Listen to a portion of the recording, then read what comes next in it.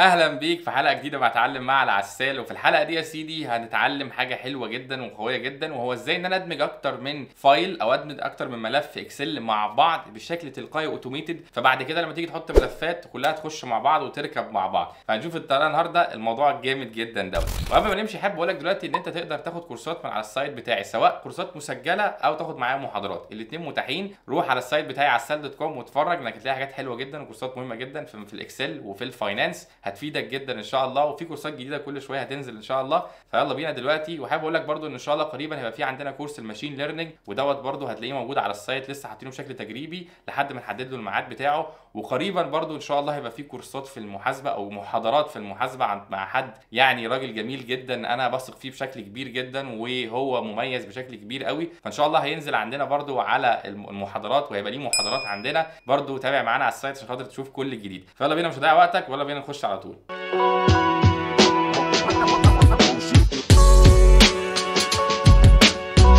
ماشي يا سيدي، دلوقتي انت عندك كده فولدر، يعني عندنا فولدر هنا اهو كده. الفولدر ده اسمه سيلز، انت بتحط فيه المبيعات بتاعتك او اسمه اي حاجه، وانت الفولدر ده بينزل فيه الفايلات بتاعه المبيعات بتاعتك. عندنا مثلا 2015 و16 و2017، وفي برده شويه فايلات تانية موجودين في نفس الفولدر. طيب دلوقتي احنا في اكتر من طريقه ان احنا نمرج او ندمج الفايلات دي مع بعض. في طريقه فيها اوتوميشن وفي طريقه ما فيهاش اوتوميشن. ايه الطريقه اللي فيها الطريقه اللي ما فيهاش اوتوميشن، لو انت شفت الفيديو اللي فات اللي نزل قبل في المحاضره ده، اللي هو ازاي تستورد بيانات من الانترنت لما او من علي موقع، لما قلت لك ازاي تعمل طريقه الابند في الباور كويري. دلوقتي طب انا مثلا عايز اخلي الموضوع يبقى اوتوميتد، يعني عايز يبقى فيها اوتوميشن. انا عايز كل ما اضيف سنه جديده او شهر جديد او اسبوع جديد او يوم جديد لفايل جوه الفولدر دوت يدمج بشكل تلقائي جوه الاكسل. فتعال نشوف ازاي بقى هنعمل القصه دي. يلا بقى نخش. انا دلوقتي هروح افتح فايل اكسل جديد خالص من الاول، وهنشوف بقى ازاي نعمل هذه الفكره. انا هخش اهو دلوقتي كده، وهروح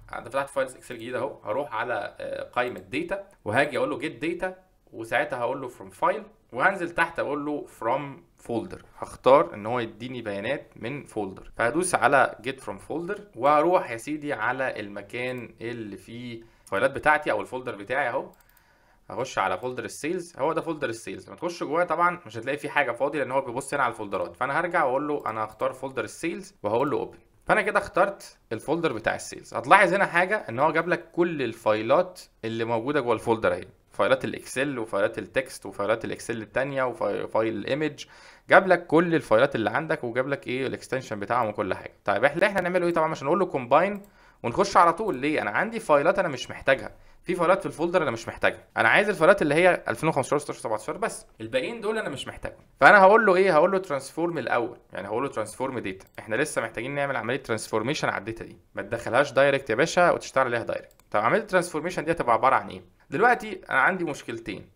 اول حاجه انا عايز فايلات اكسل بس، وفي نفس الوقت انا عايز الفايلات بتاعه المبيعات بس، مش عايز بقيه الفايلات التانية. فانا ممكن اعمل اكتر من فلتر على البيانات دي. انا ممكن اجي هنا وهروح قايل له على اكستنشن، هقول له احنا عايزين الاكستنشن اللي هو الاكسل بس. فانا كده عملت اول فلتر، حطيت فلتر في الباور كويري ان هو يديني الايه الاكستنشن بتاع الفايلات اللي هو اكسل بس. طيب من المرجح ان هو ممكن يكون في عندي فايلات اكسل تانية. انا عايز الفايلات اللي هي المبيعات بس، عشان لما يجي لي بقى سيلز بتاعه 2018 تخش تلقائي في الليله. فعشان نعمل الكلام ده هنعمل ايه؟ هنخش دلوقتي، هروح على نيم وهعمل تكست فلتر، هعمل فلتر بالتكست، وهقول له الفلتر ده يا سيدي يكون بيكونتين، يعني الفلتر التكست ده كونتينز. وهقول له كونتينز ايه؟ هقول له كونتينز السيلز. انا عايز كيب روز، هو هنا بقول له هو كيب روز يعني حافظ على الروز السطور في البيانات دي اللي هي بتحتوي على المبيعات، على كلمه سيلز. فساعتها لو دخلت له سيلز 2018 سيلز 2008 سيلز اي حاجه هيعملها لي كود. هدوس اوكي، هيروح مطبق لي اهو الفلتر التاني، وراح مديني على الكلام ده. ويستحسن في الباور كويري ان احنا نعمل ايه؟ نعمل رينيم للخطوه دي عشان تبقى عارف الخطوه دي ايه. فدي هنا هنعمل ايه؟ دي اكستنشن فلتر، دي فلتر على الاكستنشن. وبعد كده ده هنسميه سيلز فلتر، ده فلتر على فايلات السيلز. فيستحسن انك زي ما احنا قلنا ايه بنسمي الاسماء بتاعه الايه الستبس اللي احنا عاملينها هنا. طيب في شويه حاجات لازم تكون واخد بالك منها، وهي شويه حاجات مهمه قوي. انا بص كبرت الشاشه شويه بكنترول شيفت زائد عشان تبقى كنترول شيفت بلس عشان تبقى الدنيا واضحه بالنسبه لك اكتر. شويه الحاجات اللي المفروض تبقى واخد بالك منها هنا، ان خد بالك في التكست فلتر اللي احنا عملناه دوت. التكست فلتر اللي احنا عملناه ده، التكست فلتر ده بيكون كيس سنسيتيف. يعني هنا السيلز اس كابيتال. لو انا كتبت السيلز اس سمول هيعتبرها كلمه ثانيه، فانت خد بالك ان هو بيبقى كيس سنسيتيف، يعني السمول غير الكابيتال، عشان تاخد بالك من القصه دي من حيث التكست فلتر، لان دي مهمه قوي. ولما بتيجي تقف هنا على اسم الفايل بيجيب لك هنا باينري، الباينري دي اللي هو اسم الفايل نفسه. فانا دلوقتي ممكن اشيل كل الاعمده دي انا مش محتاجها، يعني كل هذه الاعمده انا ممكن اشيلها كلها لو انت حابب تشيلها يعني، او عايز تسيبها مش هتفرق قوي، بس يعني يستحسن تشيلها. فانا هشيل الكولومز دي كمان. فانا كده سبت الكولومز، سبت بس المحتوى. الباينري دي هي اللي فيها المحتوى، لان ده المحتوى بتاع الفايل نفسه. فاللي انا هعمله دلوقتي ان انا هدوس ايه، هدوس على كومباين فايلز. هياخد وقت شويه وهيعمل لود. هيجي يقول لي هنا ادينا مثال للفايل بتاعك، فانا هختار له مثال للفايل بتاعك. خد بالك برضو من حاجه، ان يستحسن ان اسم الشيت بتاع السيلز دوت يكون نفس الاسم بتاعه في كل الفايلات. يعني الفايلات بتاعتك كلها هنا يكون اسم الاسم بتاعها يكون كل الفايلات دي تكون ايه، الاسم بتاع الشيت جواها واحد، ما يكونش اسماء مختلفه. ده اللي يفضل عشان ما يحصلش معاك ايرور. فخد بالك برضو ان ده ايرور ممكن يحصل بسبب القصه دي، ان انت مثلا في ال 2015 مسميه سيلز 2015 هنا، لا جوه الفايل نفسه الشيت يستحسن يبقى كل الشيت كلهم في كل الفايلات يبقى نفس الاسم. وهدوس اوكي، فهتلاقيه كده هيبدا يلود اهو، وراح عمل لي كام ستيب وراح جايب لي البيانات. طيب هنلاحظ هنا ان هو مدينا حاجه لونها اخضر وحاجه لونها الجري ده. طبعا ده على حسب اصدار الباور كويري اللي عندك او اصدار الاكسل اللي عندك، بيبقى فيه ابديتس. بس انت احتمال تلاقي حاجات نال في النص كده. نال دي وارد ان انت تلاقي النالات دي، وتفضل مكمل كده تلاقي بعد النال بقى في داتا تانية. طب النال فاليوز دي جايه، ممكن تكون جايه منين؟ ممكن تكون في فراغات في بياناتك، يعني في فراغات في الجداول. لو في فراغات في البيانات ممكن تلاقيها عامله النال دي. بص رجعنا لقينا في بيانات تانية، دي بيانات الفايل التاني، هتلاقي هنا دي 2016. لو جيت دوست على ديت هتلاقي فيها 2015. بس هنا طبعا الفلتر هنا مش هينفع ان احنا اهو. بص 2016 هي موجوده، وهتلاقي 2017 كمان، فالثلاث سنين دخلوا اهو مع بعض. ولكن في نال فاليوز. المفروض النال فاليوز دي لو عندك انت يعني مضايقاك يعني وعايز تشيلها، فانت تقدر انت تقول له ريموف.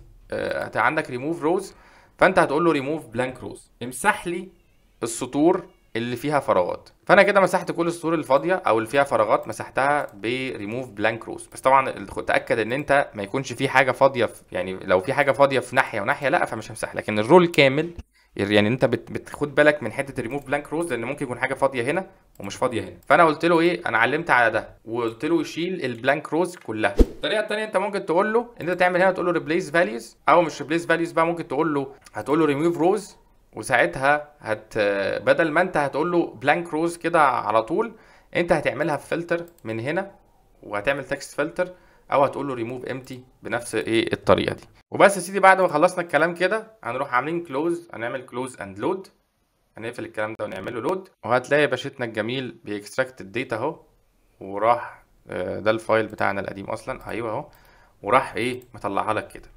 راح مطلع لك حوالي 432 رو. ولما تيجي تقف هنا كده دي هتلاقي دي على الكويري، وهتلاقي هنا مدي لك الكويري اهو بيلود لك حاجه، بيعمل حاجه اسمها داتا سورس لود. هنا بيدي لك معلومات عن الكويري بتاعتك دي اللي هي حصلت في الباور كويري، وبيدي لك 431 رو لودد. طيب ماذا لو بقى ضفنا فايل جديد؟ تعال نروح هنا وتعالى نضيف فايل جديد، وهنقول الفايل دوت 2018. فانا هعمل كنترول سي وهعمل كنترول في، يعني هكوبي بيست وهحط ده كده 2018.